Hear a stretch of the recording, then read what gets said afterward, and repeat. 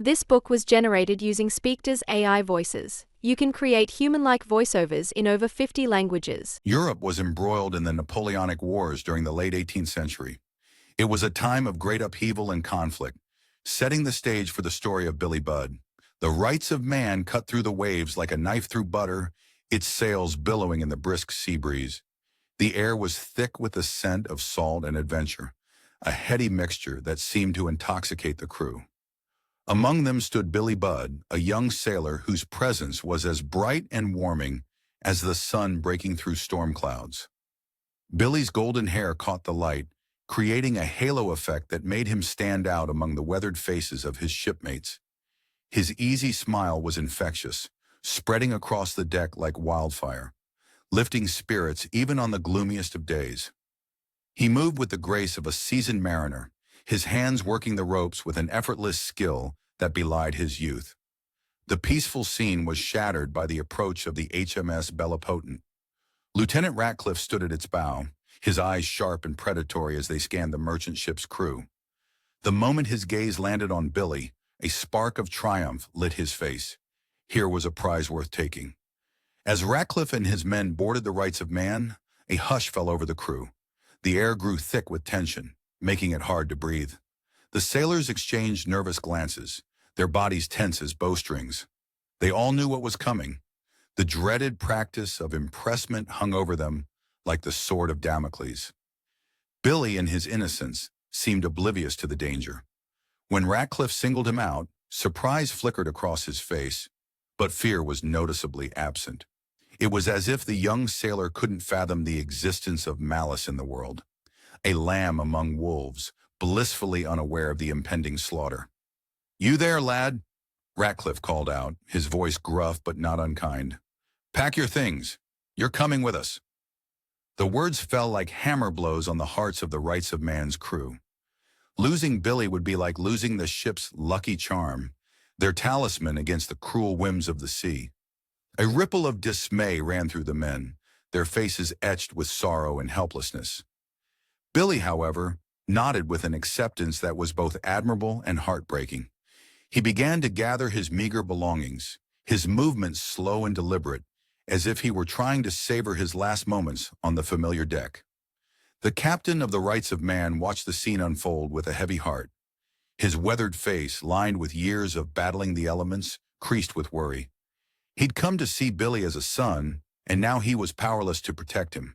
His eyes followed Billy's every move, trying to memorize the young man's features, knowing that the sea was vast and unforgiving, and that their paths might never cross again.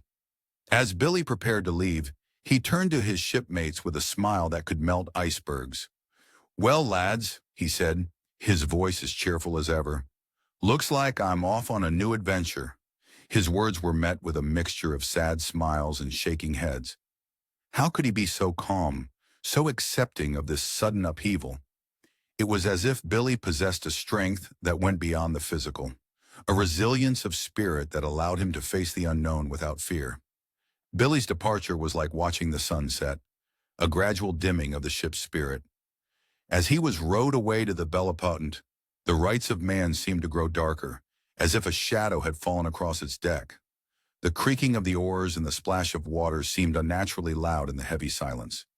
Just before the distance grew too great, Billy's voice rang out one last time. "Goodbye, Rights of Man," he called, waving his arm in a wide arc. The name of the ship hung in the air, heavy with symbolism.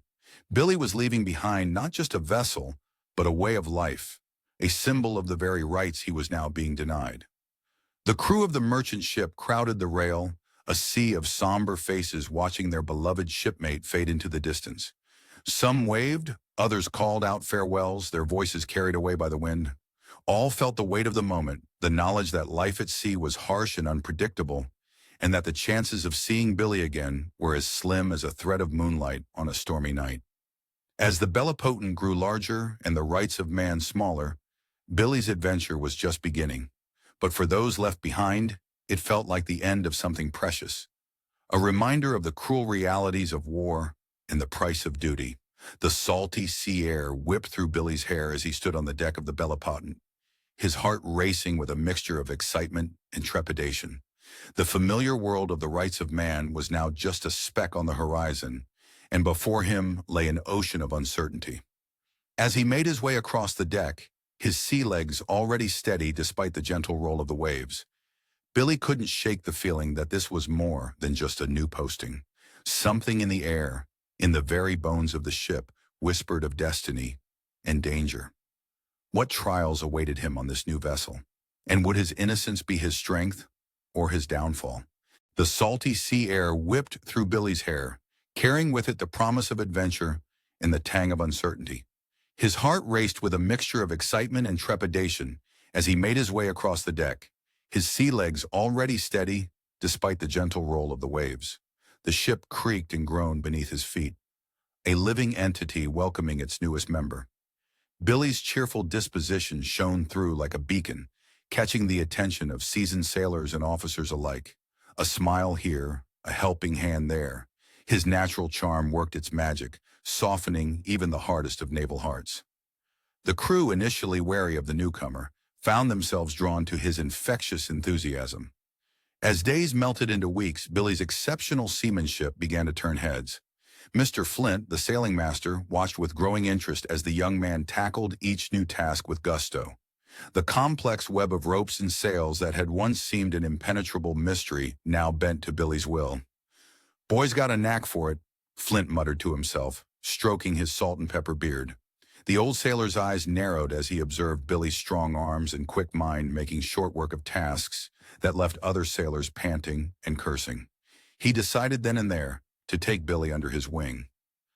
Under Flint's gruff but patient tutelage, Billy's abilities flourished like a well-tended garden. The young sailor absorbed every lesson, his mind as hungry for knowledge as his body was for the physical challenges of life at sea. "You're a natural, lad," Flint said one day, a rare smile cracking his weathered face. Billy beamed with pride, his chest swelling beneath his white shirt. The praise was like a warm ray of sunshine breaking through the often gloomy atmosphere of naval life. As Billy's reputation grew, so did his circle of friends. Among them was the Dansker, an old Danish sailor whose wrinkled face told tales of 1,000 voyages. The old salt took a shine to Billy, seeing in him a reflection of his own youth. "Listen here, young Billy," the Dansker would say, his voice as rough as sandpaper. "The sea's got more secrets than there are fish in it. You'd do well to keep your eyes open and your mouth shut." Billy nodded eagerly, drinking in the old man's words like a parched man at an oasis. But for all his eagerness to learn, there was much that sailed right over Billy's head. The sideways glances, the whispered conversations that fell silent as he approached. These subtle signs of brewing trouble were lost on the innocent young sailor. The ship buzzed with an undercurrent of tension, a legacy of the recent Nore and Spithead mutinies that had shaken the British fleet to its core. To Billy, each day was a new adventure, unmarred by the shadows of the past or the uncertainties of the future. Despite the backbreaking work, the strict discipline, and the long hours that stretched from dawn to dusk, Billy's spirits never flagged. His laughter rang out across the deck, a balm to weary souls. Even the crustiest old sea dogs found themselves smiling in Billy's presence, their worries momentarily forgotten. As the sun dipped below the horizon, painting the sky in hues of orange and purple, Billy leaned against the ship's railing. The sea stretched out before him, endless and full of promise. The salty breeze caressed his face, carrying with it the scent of adventure and the whisper of distant shores. He was oblivious to the currents of jealousy and politics swirling beneath the surface, unaware that his very presence was setting the stage for conflicts yet to come. For now, Billy Budd was content, a bright star in the constellation of the HMS Bellipotent's crew, shining all the brighter for his innocence. But as the last rays of sunlight faded and the ship was enveloped in the gathering darkness, a shadow seemed to fall across Billy's world. From the corner of his eye, he caught sight of a figure watching him from the shadows. John Claggart, the master-at-arms. There was something in Claggart's gaze that sent a chill down Billy's spine, a coldness that seemed at odds with the warmth of the evening. As their eyes met for a brief moment, Billy felt a sudden, inexplicable sense of foreboding. Little did he know that behind those piercing eyes, a storm of hatred was brewing, one that would soon threaten to tear apart the world he had come to love. John Claggart, the master-at-arms of the Bellipotent, harbored a deep and inexplicable hatred for Billy Budd. This intense animosity festered within Claggart's complex and morally ambiguous character, a darkness that seemed to clash violently with Billy's innocence and popularity. The wooden planks of the Bellipotent groaned under Claggart's restless pacing, each creak a whisper of his growing obsession. Salt-laden air stung his nostrils as he scanned the deck, searching for a glimpse of the young sailor who had become both his fixation and his torment. The rhythmic slap of waves against the hull and the distant shouts of working men faded into a dull hum, drowned out by the roar of Claggart's thoughts. As the ship's disciplinarian, Claggart found himself trapped in a web of his own making. The crew's affection for Billy was a tangible force, as warm and pervasive as the Caribbean sun. It grated on Claggart's nerves like rough sandpaper, each friendly interaction between Billy and his shipmates feeling like a personal affront. Day after day, Claggart's resentment grew as he watched Billy move about his duties. The young sailor's movements were fluid, almost dance-like, his smile as bright and constant as the North Star. Officers nodded approvingly in Billy's direction, and with each nod, Claggart's jaw clenched tighter, teeth grinding in barely contained fury. In the suffocating confines of his quarters, lit only by the flickering glow of a lone candle, Claggart's mind churned like a maelstrom. His fingers drummed an erratic rhythm on the rough wooden table, matching the frantic pace of his scheming thoughts. With a sharp intake of breath, he summoned Squeak, his most trusted and most ruthless subordinate. "Keep a close eye on Bud," Claggart hissed, his voice low and venomous, eyes glinting in the dim light like a predator's. "Provoke him if you must. I want to catch him in an act of insubordination." Squeak nodded, a cruel smile playing at the corners of his thin lips. But as the days passed, their attempts to trap Billy consistently failed. The young sailor's inherent goodness seemed to act as an impenetrable shield, deflecting their malicious intentions like cannonballs glancing off the ship's sturdy hull. Claggart's hatred intensified, taking on an almost supernatural quality. It was as if Billy's very existence offended the core of his being, a blinding light threatening to expose the writhing darkness within him. The master-at-arms began to see Billy's purity as a challenge to his own twisted nature, a beacon that must be extinguished at all costs. In the crowded mess hall, during quiet moments on deck, and in hushed conversations below, Claggart began to spread his poison. Subtle rumors and insinuations about Billy fell from his lips like drops of ink in clear water, slowly spreading and tainting the minds of the crew and officers. "Have you noticed how Bud always seems to be in the right place at the right time?" Claggart would murmur, his eyes narrowed to slits, voice dripping with false concern.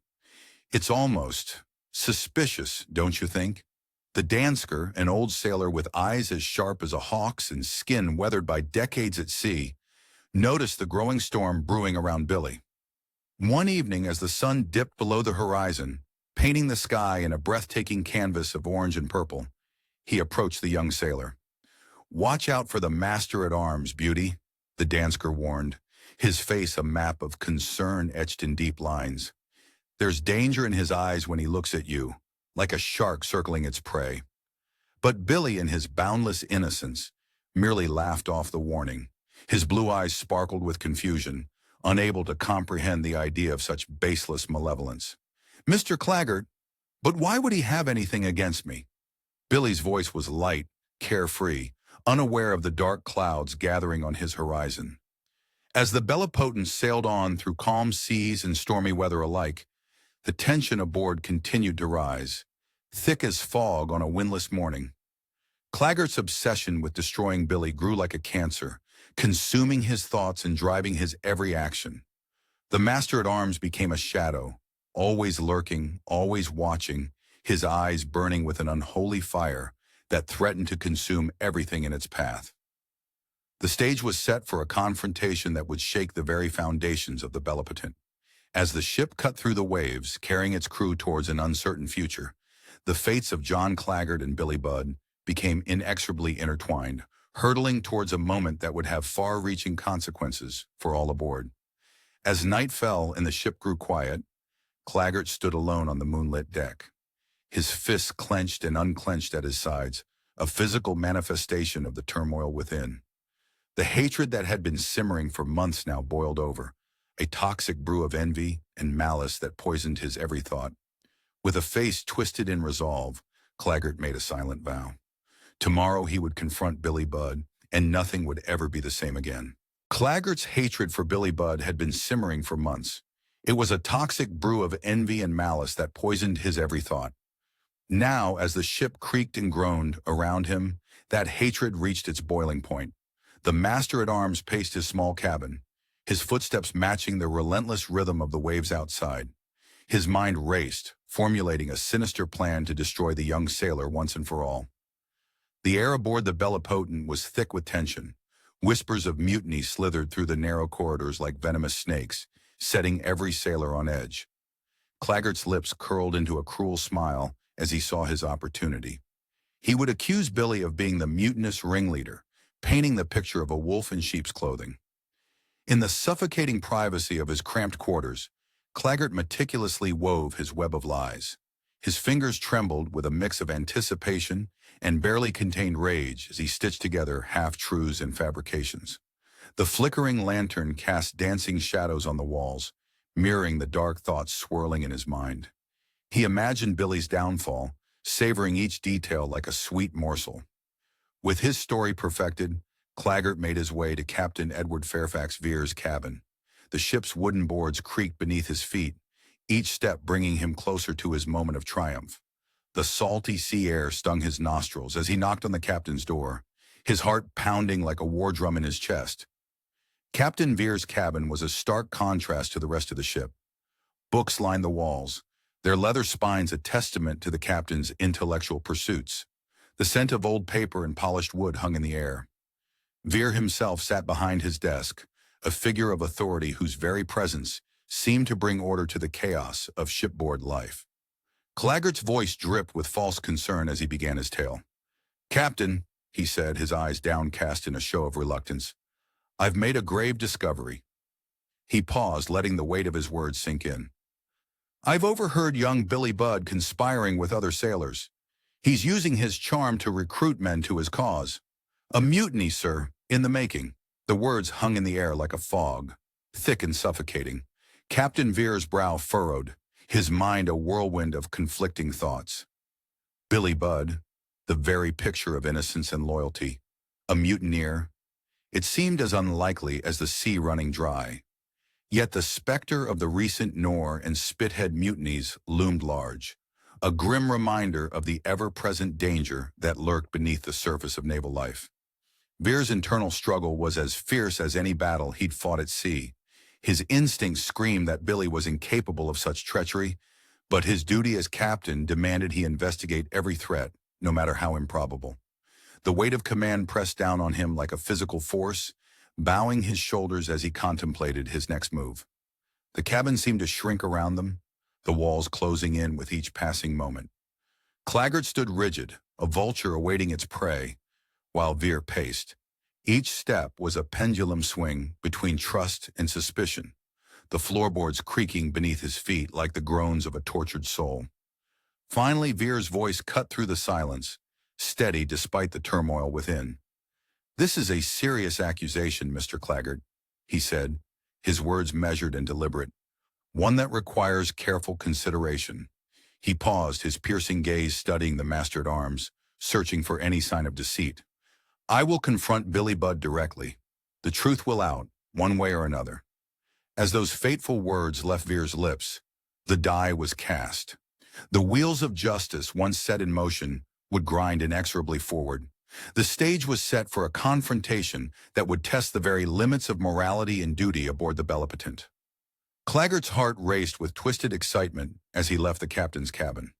He had planted the seed of doubt, and now he would watch it grow into Billy's destruction.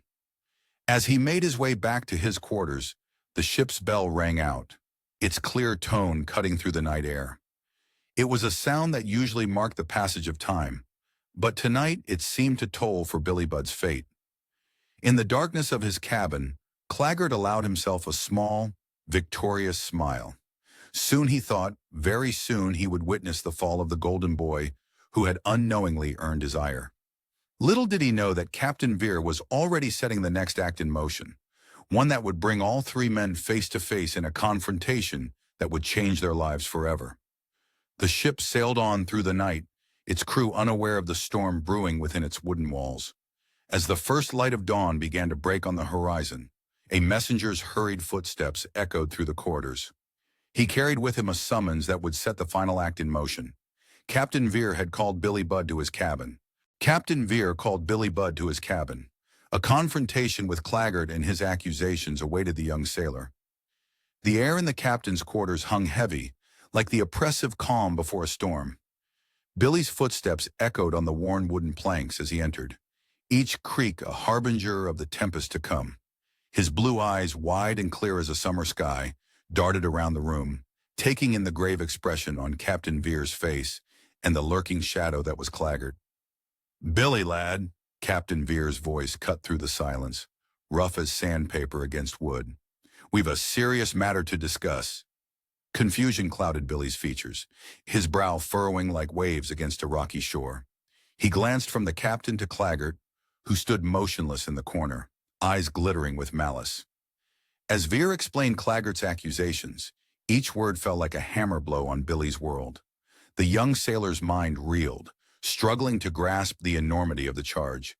It was as if he'd been thrown overboard into icy waters, shock numbing his senses and stealing his breath. "What do you say in your defense, Billy?" Veer's eyes searched the young man's face, looking for any sign of guilt or innocence. Billy's mouth worked silently, like a fish gasping for air on deck. The words he desperately wanted to say caught in his throat, trapped by the stutter that had plagued him since childhood. His hands clenched and unclenched at his sides, knuckles white with frustration. Claggart, sensing weakness, pounced.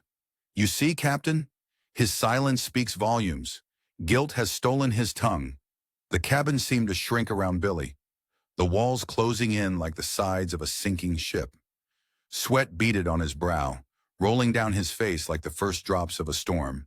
His chest heaved with the effort to speak, each breath a battle against the invisible force choking his words. In that moment, something snapped within Billy. Like a sail torn loose in a gale, his emotions broke free. His fist flew out, a blur of motion, connecting with Claggart's forehead with a sickening crack that echoed through the small space. Time slowed to a crawl. Claggart's body arced through the air, a puppet with cut strings, before striking a heavy wooden beam.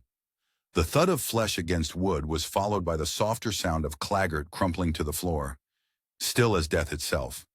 Silence descended on the cabin, broken only by Billy's ragged breathing. He stood frozen, eyes wide with horror, staring at Claggart's motionless form. The reality of what he'd done crashed over him like a wave, threatening to drag him under into the depths of despair. Captain Veer, the sole witness to this tragedy, felt the weight of command settle on his shoulders like a lead coat. His weathered face, etched with lines of worry, moved between Billy's anguished expression and Claggart's lifeless body. The gravity of the situation was written in every crease of his brow, every tightened muscle of his jaw. As the ship's bell tolled in the distance, marking the passage of time that suddenly seemed both too fast and agonizingly slow, Captain Veer knew he faced the most challenging decision of his naval career. A choice that would test not only his judgment and leadership, but the very core of his moral compass. The fate of Billy Budd, and perhaps the future of the ship itself, now rested in his hands. As he opened his mouth to speak, the weight of responsibility pressing down on him like the ocean's depths, Captain Veer found himself standing on the precipice of a decision that would change everything. What course would he chart through these treacherous waters of justice and mercy? Captain Veer faced a profound moral and legal dilemma. The death of Claggart at Billy's hands had thrust him into an impossible situation. The cabin air hung thick and oppressive, like a sodden blanket draped over his shoulders. Veer's voice cut through the silence, sharp as a cutlass. "Confine Billy to the aft hold," he ordered, his words clipped and precise. Then softer, as if the words themselves were dangerous. and remove Claggart's body, discreetly." His eyes darted from face to face, searching for any flicker of panic or dissent. The crew scurried to obey, their footsteps a frantic drumbeat on the wooden deck. Alone in his cabin, Veer paced. Each step creaked under his feet, a metronome marking the passage of agonizing minutes. His fingers raked through his graying hair, leaving it standing in agitated tufts. The weight of command pressed down on him, heavier than any anchor. Billy's innocence shone as bright and clear as a star on a moonless night. Veer could see it in the lad's eyes, feel it in the pit of his stomach. But the cold, unyielding letter of naval law loomed before him, a cliff face in a raging storm. The recent mutinies that had torn through the fleet were still raw, festering wounds in the Navy's side. Order had to be maintained, especially now, with war drums echoing across the waves. His gaze fell on Nelson's portrait, the great admiral's one-eyed stare boring into him. "What would you do, old friend?" Veer whispered, his voice barely audible over the gentle lapping of waves against the hull. The choices before him stretched out like treacherous paths in a fog-shrouded forest. Conceal the incident, save Billy from the noose? The thought of undermining his own authority made bile rise in his throat. Delay judgment until they reached a home port? The image of unrest spreading through his ship like a disease during the long journey home sent ice through his veins. Time seemed to slow, each second stretching into eternity. The rhythmic slap of waves against the hull became a mocking heartbeat, counting down the moments until he must decide. With each turn in his pacing, the chasm between natural justice and military law yawned wider. Billy's face, open and honest as a child's, flashed before his eyes, only to be replaced by the stern visages of his superiors at the Admiralty. The conflict tore at Veer's soul like a ship caught in a maelstrom, timbers groaning under the strain. As the last golden rays of sunlight faded from his cabin window, painting the sea in shades of blood and ink, Veer's resolve hardened. His duty, his responsibility to the greater good of the Navy, and the war effort crystallized in his mind like a diamond, forged under immense pressure. The decision sat in his chest, a cannonball threatening to burst through his ribs. Veer drew a deep, shuddering breath. He straightened his uniform with trembling hands, set his jaw like flint. Each step towards the cabin door felt like a march to his own execution. His fingers hesitated on the latch, cool brass against his feverish skin. "Summon the officers to my cabin," he ordered, his voice low but as unyielding as iron. "We shall convene a drumhead court-martial." As the messenger's footsteps faded, Veer turned back to his cabin. The die was cast. He had set in motion a process that might lead to tragedy, but one he saw as necessary for the greater good. With a heart as heavy as lead, torn between his conscience and his duty, Veer steeled himself for the grim task ahead. Outside his cabin, the ship groaned and creaked, its wooden bones protesting against the weight of the decision about to be made. The scent of salt and sweat hung in the air, thick enough to cut with a knife, as if the very atmosphere sensed the gravity of what was to come. The ship creaked and groaned, its wooden bones protesting against the weight of the decision about to be made. In the captain's cabin, the air hung heavy with the scent of salt and sweat, thick enough to cut with a knife. The hastily gathered court took their places, each man's face a canvas of conflicting emotions. The first lieutenant's brow furrowed deeply, worry etched into every line. Beside him, the captain of Marines sat ramrod straight, his usual stoic demeanor cracking under the strain of the moment. The sailing master's weathered hands, testament to years at sea, were clasped so tightly his knuckles shone white in the dim light. Captain Veer's voice cut through the silence like a ship's prow through choppy waters. As he recounted the events leading to Claggart's death, his words painted a vivid picture that seemed to materialize in the air before them. The accusation, the confrontation, the fatal blow, each detail hung in the air like storm clouds, dark and foreboding. Billy stood before them, a young sailor adrift in a sea of confusion and fear. His honest blue eyes, usually as bright as a clear sky, now seemed clouded over. When asked to confirm the captain's account, his words came out simple and raw, cutting through the tension like a knife through butter. "It's true, sir. I didn't mean to, but I couldn't help it. He said such terrible things. The court members exchanged uneasy glances. They knew Billy, his infectious laugh, his eagerness to please, his innocence that shone like a beacon.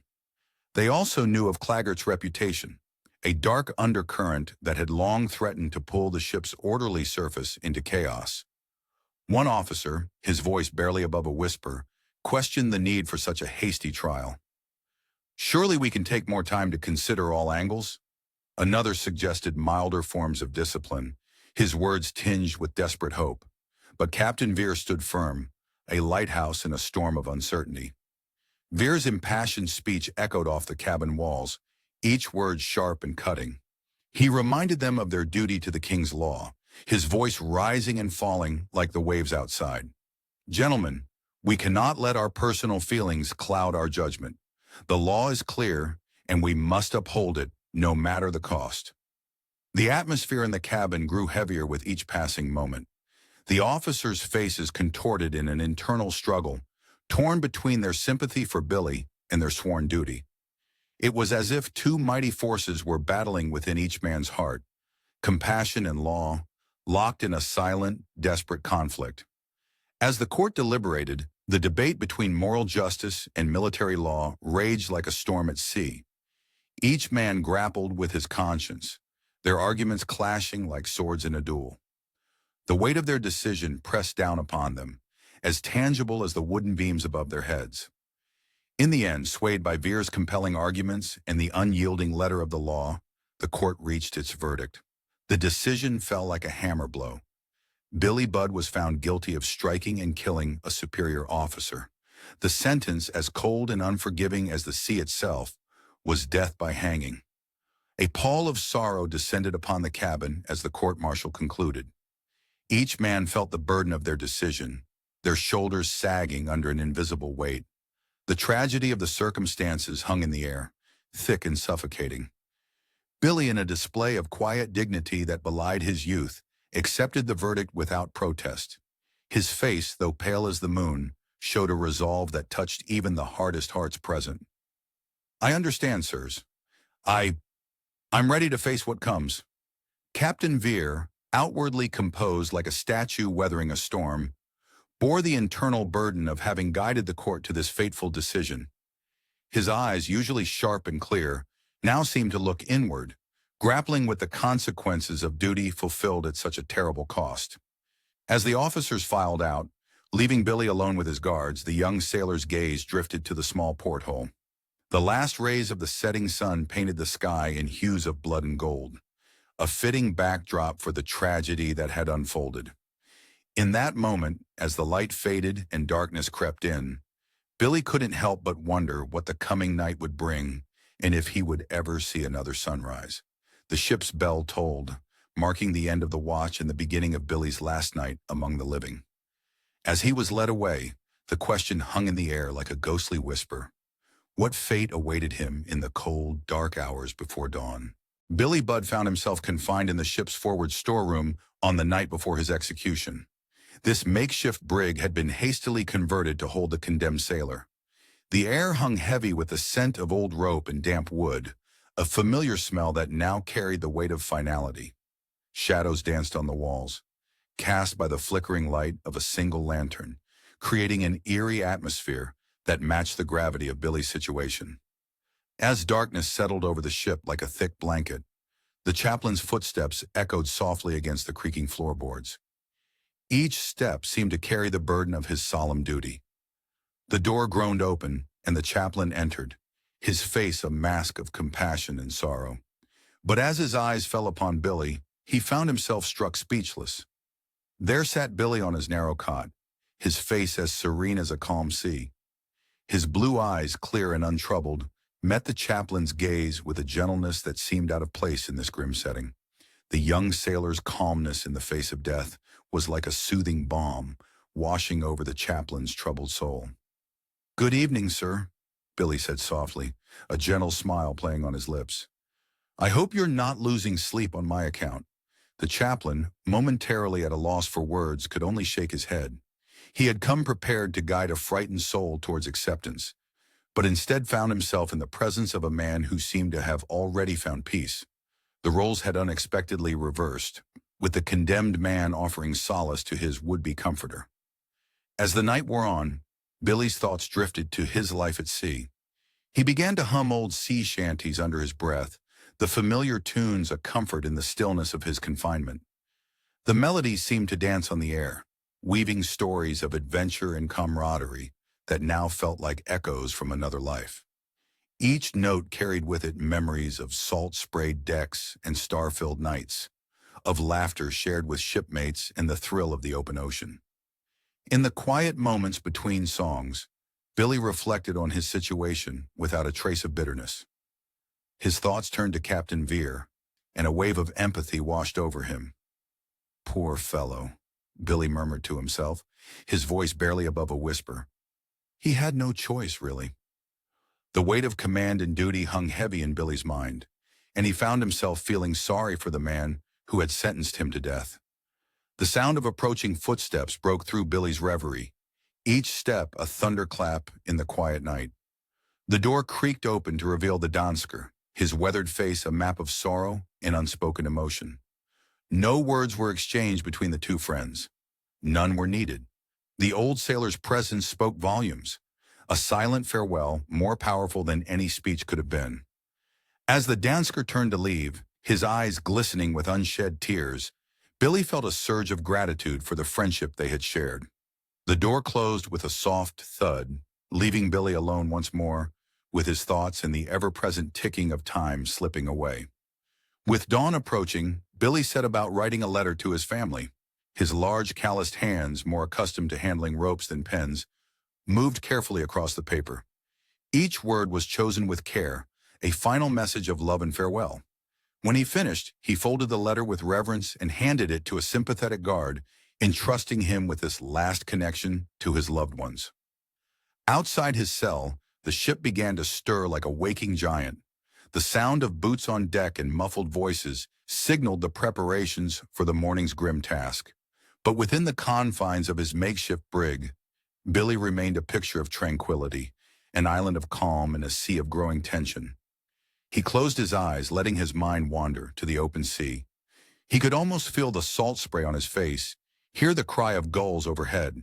In his mind's eye, he saw himself standing at the bow of a ship, the endless horizon stretching out before him like a promise of freedom. The rocking of the ship beneath his feet felt as real as the cot he sat upon, a final taste of the life he loved. As the first rays of sunlight began to filter through the small porthole, painting the cell in hues of gold and amber, Billy's thoughts turned to the life he had lived. Though cut short, it had been a life filled with friendship, adventure, and an unwavering sense of right and wrong. He had touched the lives of those around him in ways he could never have imagined, leaving a legacy that would outlive his mortal body. In these last moments, as the sounds of the ship preparing for the day grew louder, Billy's spirit remained unbroken. His face, illuminated by the growing light, reflected the same innocence and purity that had defined his entire being. He was ready to face whatever came next, his heart at peace and his conscience clear. Suddenly, a commotion erupted outside his cell. Raised voices and hurried footsteps broke the solemn quiet of the early morning. Billy's eyes snapped open, his heart racing with a mixture of fear and hope. What could be happening? Had something changed? As the noise grew closer, Billy stood, his hands gripping the bars of his cell. The first light of dawn broke over the horizon, casting a pale glow across the deck of the ship. It signaled the start of a day that would forever change the lives of those aboard. But how? The first light of dawn broke over the horizon. It cast a pale glow across the deck of the ship, signaling the start of a day that would forever change the lives of those aboard. The salty sea air hung heavy with dread as the ship's company assembled on deck. Boots shuffled on wooden planks, the sound a stark contrast to the eerie silence that enveloped the HMS Bellipotent. Eyes darted nervously, catching glimpses of the main yard arm where Billy Budd would meet his fate. Billy emerged from below deck, his white summer duck suit a stark contrast against the somber mood. His steps were steady, each one bringing him closer to the scaffold that awaited. The crew watched, hearts heavy, as this young sailor, more boy than man, walked towards his death with an otherworldly calm. As Billy approached, the wooden planks creaked beneath his feet. The sound seemed to echo across the water, a mournful cry in the stillness of dawn. The noose hung there, a sinister serpent waiting to strike. When it was placed around Billy's neck, the rough fibers scratched against his skin, but he didn't flinch. His blue eyes, clear and steady, gazed out at his shipmates. Many couldn't bear to meet his gaze, their own eyes downcast or averted, unable to witness the injustice about to unfold. Suddenly, Billy's voice rang out, clear and strong. "God bless Captain Vere." The words cut through the tension like a knife through butter.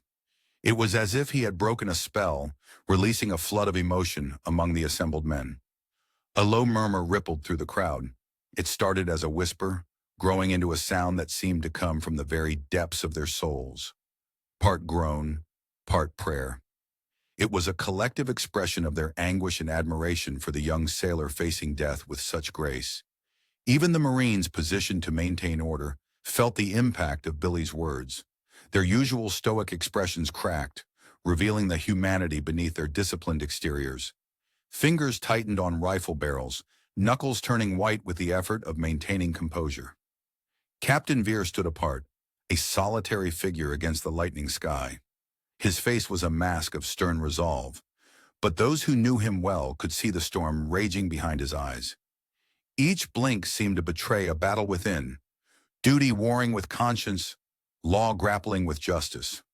The weight of his decision hung heavy on his shoulders, visible in the slight slump of his usually ramrod-straight posture. As the sun crested the horizon, painting the sea in hues of gold and pink, the moment of execution arrived.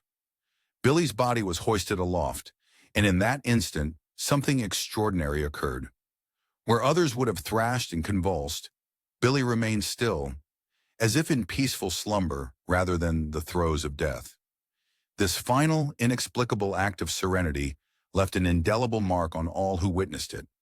It was as if, even in death, Billy had transcended the mortal realm, becoming something more than just a man, a symbol, a legend, a haunting reminder of innocence lost.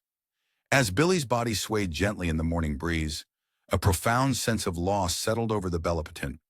The ship, once just wood and canvas, now seemed to carry the weight of this tragedy in its very beams. For the crew, nothing would ever be the same. They had witnessed not just an execution, but the sacrifice of something pure and irreplaceable. As the men slowly dispersed, each carrying a piece of Billy Budd with them, an unsettling quiet fell over the ship. The usual bustle of morning routines was replaced by a heavy stillness, as if the very air was holding its breath. In the distance, storm clouds began to gather on the horizon, mirroring the darkness that had settled in the hearts of the crew. What would become of them now, in the wake of this terrible act? The answer hung in the air, as uncertain as the fate that awaited them beyond those gathering storm clouds. A heavy silence descended upon the HMS Bellipotent in the days following Billy's execution. The ship, once alive with the cheerful spirit of its crew, now seemed to drift through a fog of sorrow and unspoken grief. The wooden deck creaked under the weight of heavy footsteps, each sound a mournful reminder of the absence they all felt. Sailors moved about their duties like specters, their eyes downcast and voices hushed. The salty sea air, usually invigorating, now felt thick and oppressive, as if nature itself was in mourning. During off-duty hours, small groups of men huddled together in corners, their words barely above a whisper as they spoke of Billy. "Remember his smile?" one would say, his voice cracking with emotion. "Aye, and his kindness," another would reply, eyes glistening with unshed tears. In these hushed conversations, opinions on Billy's final moments diverged like forking paths in a dark forest.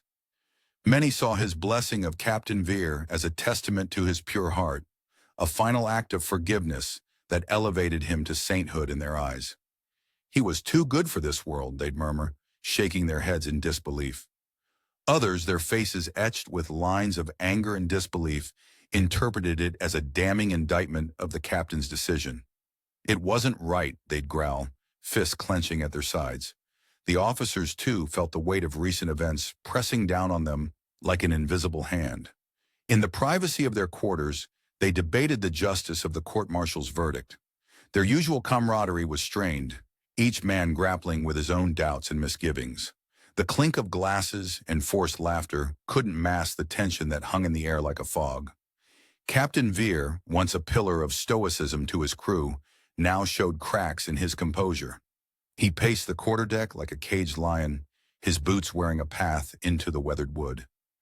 His brow furrowed in deep contemplation, the burden of his decision seemed to hang from his shoulders like an invisible anchor, dragging him down with each step. The men watched him from the corners of their eyes, their own hearts heavy with a mix of sympathy and resentment. The somber atmosphere aboard the Bellipotent was as thick as the sea mist that often shrouded the ship at dawn. It clung to every surface, every face, a constant reminder of the loss they had suffered. The creaking of the ship's timbers seemed to echo the groans of their collective grief, a mournful symphony that played day and night. Then, like a bolt of lightning cutting through the gloom, came the cry from the crow's nest. "Ship ahoy! French colors!" The words crackled through the air, electrifying the crew. In an instant, the lethargy of grief gave way to a grim determination. Captain Veer's voice rang out, clear and commanding. "All hands to battle stations." The ship erupted into action. Sailors scrambled to their posts, feet pounding on the deck. The air filled with shouts and the clatter of equipment. Cannon were loaded with a thunderous rumble, muskets distributed with practiced efficiency, and cutlasses sharpened with a steely rasp. As the Athi, the French warship, loomed closer on the horizon, tension mounted like a coiled spring. The Bellipotent's crew moved with a fierce resolve, as if each man carried a piece of Billy's spirit within him. The air crackled with anticipation, the smell of gunpowder mixing with the salty sea breeze. The first volley of cannon fire shattered the silence like glass. Cannonballs whistled through the air, smashing into wood and canvas with sickening thuds. The acrid smell of gunpowder filled the air, stinging eyes and nostrils. Men shouted orders and warnings, their voices barely audible over the thunderous roar of the guns. Hour after hour, the battle raged. The ships danced a deadly waltz, each seeking to outmaneuver the other.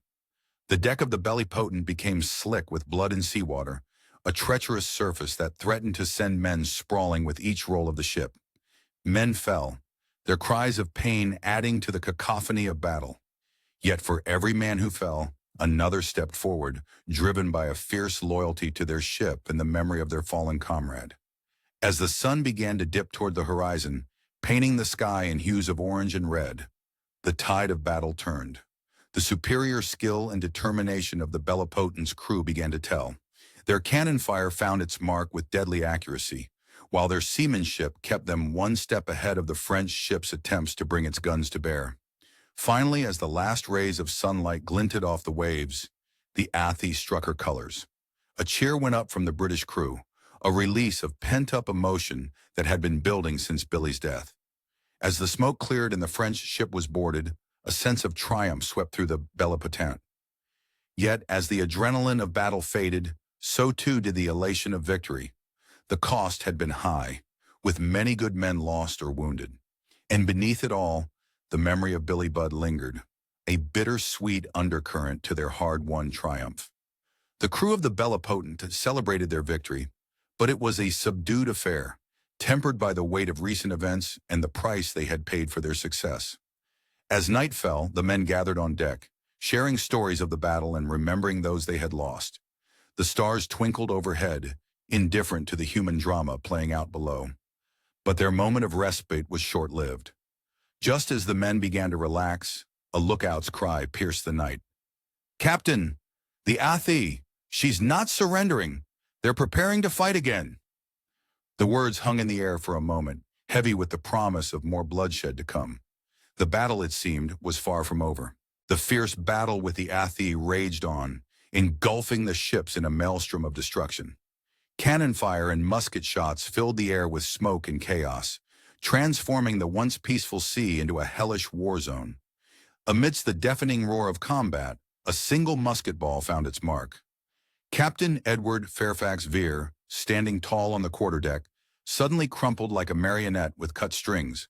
The impact sent him sprawling across the blood-slicked planks, his uniform quickly darkening with a spreading crimson stain. "Captain down!" The cry rang out, barely audible above the din of battle.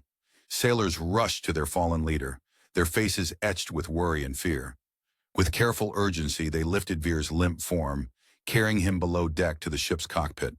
The narrow passageways echoed with their hurried footsteps and labored breathing as they navigated the creaking, rolling vessel. The cockpit was a cramped, dimly lit space that reeked of fear and pain. The ship's surgeon awaited, his instruments gleaming dully in the flickering lamplight. As Veer was laid upon the makeshift operating table, the acrid stench of gunpowder mingled with the coppery tang of blood, creating a nauseating miasma. The surgeon's face grew grim as he examined the wound. "It's bad, sir," he muttered, more to himself than to the semi-conscious Veer. The captain's chest heaved with each ragged breath, his skin as pale as the foam-capped waves that crashed against the ship's hull. Above, the battle continued to rage like a tempest, but in the cockpit, time seemed to slow. Veer drifted in and out of consciousness, his mind untethered from the present. In his delirium, he found himself reliving the haunting events of Billy Budd's trial and execution. "Justice must be served," Veer mumbled, his brow furrowed as if grappling with an unseen opponent. The law is clear." The ship's officers gathered around their dying captain, exchanging worried glances. Lieutenant Seymour leaned in close, his ear nearly touching Veer's lips. "What's he saying?" whispered Midshipman Wilkes, his young face a mask of concern. Seymour straightened, his expression troubled. "He speaks of Billy Budd, sir. It seems the lad's fate weighs heavily on the captain's mind." As if to confirm Seymour's words, Veer's voice suddenly rose, clear and anguished. "Billy, my boy, forgive me. The ship, the service, they demanded it." The officers shifted uncomfortably. The gravity of Veer's inner conflict laid bare before them. The cockpit fell silent save for the muffled sounds of battle above and Veer's labored breathing. Hours crawled by, each moment an eternity of suspense. Veer's fevered mind remained trapped in a loop of duty and regret, his lips moving in silent pleas for forgiveness. The battle outside had long since ended, but a different kind of struggle continued within the Bellepotent's bowels. As the first light of dawn crept through the ship's portholes, painting the cramped space in a soft golden glow, Veer's eyes fluttered open. A moment of lucidity pierced through the fog of approaching death. He gazed at the faces surrounding him, his loyal officers standing vigil to the last. "Gentlemen," Veer whispered, his voice barely audible, "remember this day, remember the price of duty." With a final, shuddering breath, Veer's eyes focused on something beyond the confines of the ship. His lips moved one last time, and those closest heard his final words. "Billy Budd, Billy Budd." The words hung in the air, a mixture of regret, admiration, and perhaps a plea for forgiveness. As the life ebbed from Captain Veer, a profound silence fell over the cockpit. The officers stood motionless, the weight of the moment settling upon them like a heavy shroud.